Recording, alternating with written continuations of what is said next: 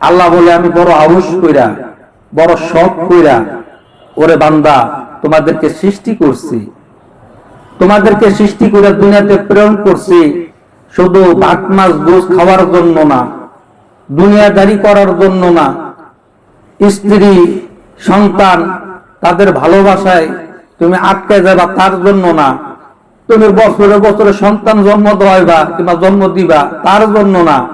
আমি তোমার সৃষ্টি করছি বড় আউস কইরা যে তুমি বান্দা তোমার মাঝ দিয়া তুমি আমাকে প্রকাশিত করবা, আমি আল্লাহ আছি, আমি রব আছি, আমাকে চিনবা, আমার গোলামি করবা, আমার বন্ধুর তরিকা মোতাবেক তুমি তোমার জীবনকে পরিচালনা করবা। কন্যা সুবহানাল্লাহ। আজকের দুনিয়াতে আইসা মোহমায়ের জালে আটকায়া আমরা কিন্তু সেই মহান মালিক মহান মাবুদরে ভুলে গেছি। কথা ঠিক কিনা? চোখের সামনে কত মানুষ মারা যাইতেছে, কত মানুষের মৃত্যুর সংবাদ আমরা শুনতে পাইতেছি, অমুকে নাই তমুকে নাই, কিন্তু কোনো না কোনো একদিন তো আমি এরকম থাকবো না, আমারও মৃত্যুর সংবাদটা কারো না কারো কানে পৌঁছায় যাব। এত কিছু জানলাম, এত কিছু শুনলাম, মানলাম কতটুকু সেটা হইলো সবচাইতে বড় কথা। জানলাম মানলাম না, এই জানার মাঝে কোনো ফায়দা নাই।